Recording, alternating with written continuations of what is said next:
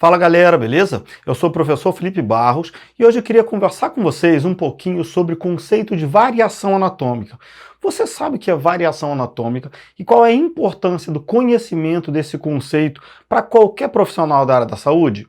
É sobre isso que a gente vai falar logo depois da nossa vinheta. E se você gostar do nosso conteúdo, eu peço, se inscreva no nosso canal, ative o sininho de notificação, porque toda semana a gente está postando conteúdos novos para vocês. Então se liga na vinheta que logo em seguida a gente vai falar um pouquinho sobre conceito de variação anatômica e qual é a importância do conhecimento desse conceito para a formação de qualquer profissional da área da saúde.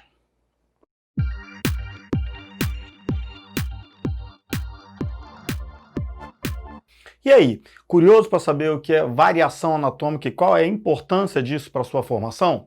Então é o seguinte, quando a gente pensa em variação anatômica, a primeira coisa que a gente tem que lembrar é o conceito de normalidade. Felipe, por que conceito de normalidade? O que significa normal? Normal não é aquilo que funciona adequadamente? É aí que vem o grande engano quando a gente está estudando anatomia humana. Conceito de normalidade nada mais é do que um conceito de padronização. Então, toda vez que eu falo de conceito de normalidade, eu estou falando de um padrão, ou seja, aquilo que é predominante, aquilo que aparece na maioria da população. E a mesma coisa acontece em anatomia. Então, normal não significa que funciona adequadamente. E o anormal não necessariamente é diferente do normal. Então, aquilo que é diferente do normal é o que a gente chama de variação anatômica. Então, antes da gente falar das variações anatômicas, a gente tem que entender o conceito de normalidade. Então, normal nada mais é do que um conceito de padronização, ou seja, aquilo que se estabelece na maioria da população. Aqui eu coloquei para vocês 3 conceitos de normalidade. Ué, Felipe, 3 conceitos de normalidade, mas a gente não tem um normal? Muitas vezes a gente tem um conceito de normalidade, mas às vezes a gente tem mais de um conceito de normalidade. Então, quando a gente vai estudar as pessoas, as características externas ou o estereótipo das pessoas, a gente tem 3 padrões de normalidade principais. Que padrões são esses?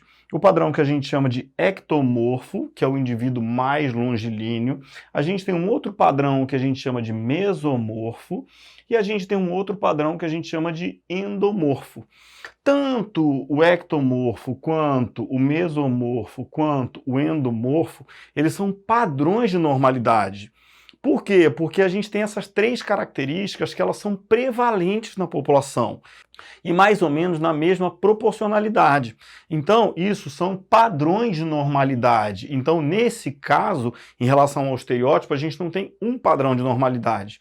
Agora, quando a gente está estudando, por exemplo, o sistema cardiovascular e que a gente vai estudar os vasos da base do coração, a gente percebe que o principal vaso, a principal artéria do nosso corpo é a artéria aorta. A artéria aorta sai do ventrículo esquerdo e logo na sua saída ela forma um arco, que a gente chama de arco aórtico.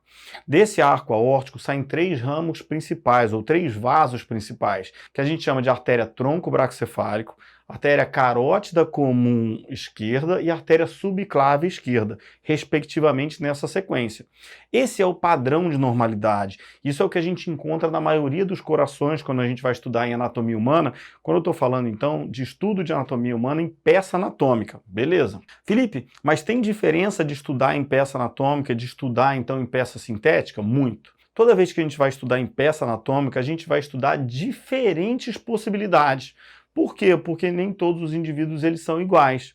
Toda vez que eu vou estudar em peça sintética, eu sempre vou encontrar obrigatoriamente essa estrutura. Arco aórtico, artéria tronco-braxcefálico, carótida comum esquerda e subclave esquerda. Felipe, mas e se eu encontrar, em vez de 3 saídas do arco aórtico, 4 saídas do arco aórtico? E se eu encontrar 5 saídas do arco aórtico? E se eu encontrar 2 saídas do arco aórtico?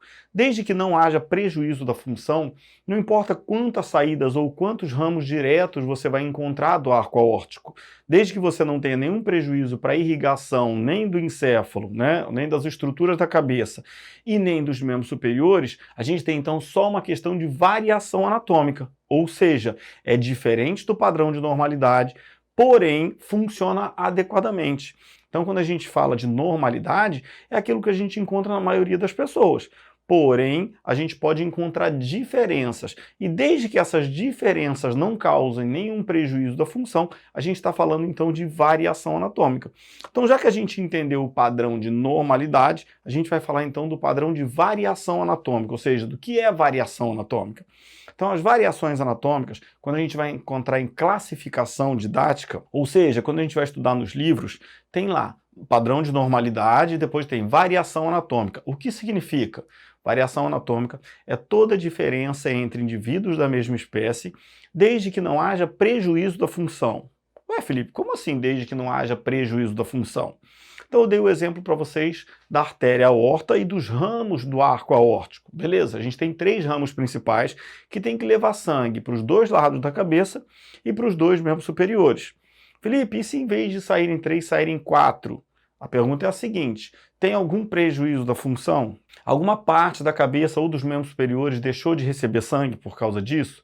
Diminuiu o suporte sanguíneo? Então, se não tiver prejuízo da função, isso é considerado variação anatômica. Se saírem 2, se saírem 5, não tem problema nenhum.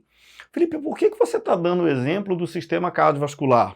É que, na verdade, o sistema cardiovascular, principalmente o sistema arterial e o sistema venoso, são os sistemas, então, que possuem a maior quantidade de variações anatômicas. Então, a gente tem alguns padrões de normalidade, que é o que a gente espera encontrar, porém, a gente tem várias possibilidades de diferença.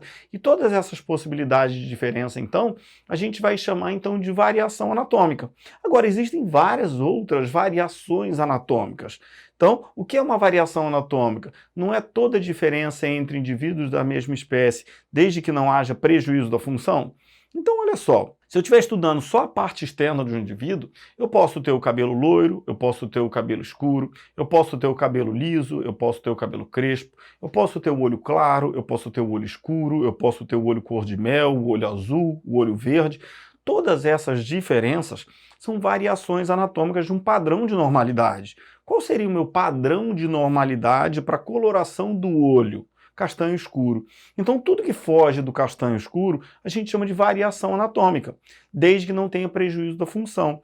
Então, se uma pessoa tem o olho azul, ela tem uma variação anatômica. Por quê? Porque o padrão de normalidade é o castanho escuro. Se ela tem o olho verde, ela tem uma variação anatômica. Por quê? Porque o padrão de normalidade é o castanho escuro. Então, tudo que foge do castanho escuro vai ser variação anatômica, desde que ela não tenha nenhum prejuízo da função. Isso eu estou falando do olho, então, desde que ela não tenha nenhum prejuízo visual. Isso serve para todas as outras estruturas. Se eu estiver falando da cor da pele, se eu estiver falando da quantidade de pelos, se eu estiver falando de estruturas, e quando eu penso, por exemplo, em estruturas do aparelho reprodutor, genital e reprodutor masculino e feminino, eles possuem estruturas completamente diferentes. E apesar das diferenças, a gente vai considerar como variações anatômicas, variações entre os sexos. Por quê? Porque não existe nenhuma anormalidade. Tudo funciona adequadamente, só que existem diferenças entre os 2 sexos. Agora, já que a gente já falou tanto de variação anatômica e normalidade, o principal agora é entender qual é a importância e qual é a relevância desses conceitos para qualquer estudante de qualquer área da saúde, que é a pergunta que eu fiz para vocês antes da vinheta, lá no comecinho da nossa aula, vocês lembram?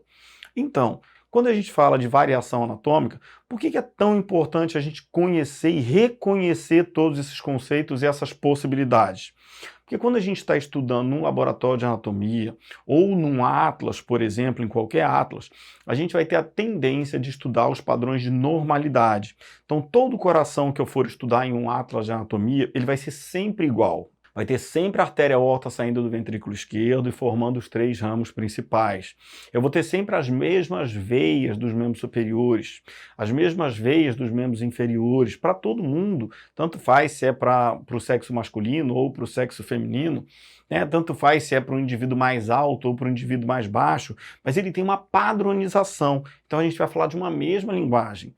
E por que é tão importante a gente conhecer essas diferenças? É porque quando a gente vai colocar na prática profissional, o que a gente vai ver é diferente do que a gente vê no livro. Felipe, então o que eu estou estudando na minha faculdade está errado. Não é que esteja errado. É que primeiro a gente tem que conhecer um conceito padrão, para depois a gente conhecer as diferenças desse conceito. Então primeiro eu tenho que ter uma ideia da regra geral, para depois conhecer as exceções dessa regra. Então é como se a normalidade fosse a regra. Ela não é necessariamente uma regra, mas é o que aparece com maior prevalência. E tudo aquilo que foge dessa regra, que seriam as exceções, então vão ser consideradas variações anatômicas. Então, olha a aplicabilidade prática disso. Quando você vai aferir a pressão arterial de um paciente, normalmente a gente afere auscultando, então, o pulso braquial. Só que essa artéria braquial, normalmente, ela está posicionada na região cubital, que é na região do cotovelo, anteriormente e medialmente. Então, normalmente, a gente tem uma tendência de ir com o estetoscópio, então, na parte medial do cotovelo e anterior do cotovelo, posiciona o estetoscópio e aí você vai lá e insufla o esfigmomanômetro para você tentar verificar, ou seja, fazer a ausculta da pressão arterial. Só que nem todo mundo tem artéria braquial passando medialmente. Eu posso ter uma passando mais na porção intermédia, mais na porção lateral. Então, qual seria a regra? Ou seja, qual seria o padrão de normalidade? Ela se posiciona anterior e medial na região do cotovelo, mas nem todo mundo apresenta isso. Então, a gente partindo desse princípio, a gente sabe que se eu não conseguir fazer a ausculta naquele ponto, pode ser que a artéria daquela pessoa não esteja passando naquela posição e eu vou ter que procurar isso. Quais são as posições mais prováveis dela passar? E se você conhece essas possibilidades de variação anatômica, isso facilita demais o seu entendimento. Então, toda vez que a gente está estudando a normalidade. Toda vez que a gente vai para a aplicabilidade prática, a gente vai ver que, fora esses padrões de normalidade, existem diversas outras possibilidades. Isso é muito importante, principalmente para a formação médica. Então, se o indivíduo ele vai se formar e vai trabalhar com cirurgia, ele tem que saber o padrão de normalidade, mas todas as possibilidades de variação.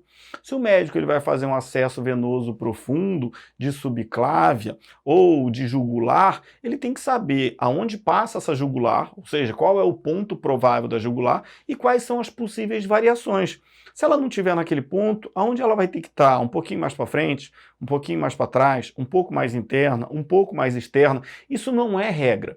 Do mesmo jeito que nós somos diferentes externamente, nós também somos diferentes internamente. E essas diferenças não configuram a normalidade. Essas diferenças nada mais são do que variações anatômicas, partindo do princípio, então, que não há nenhum prejuízo da função. Beleza? Espero poder ter ajudado vocês. E se vocês gostaram do nosso vídeo, acessem também o material completo no nosso site, que vai aparecer aqui para vocês, o felipeanatomia.com.br, onde vocês podem encontrar tanto a nossa videoaula quanto material em texto e banco de imagens.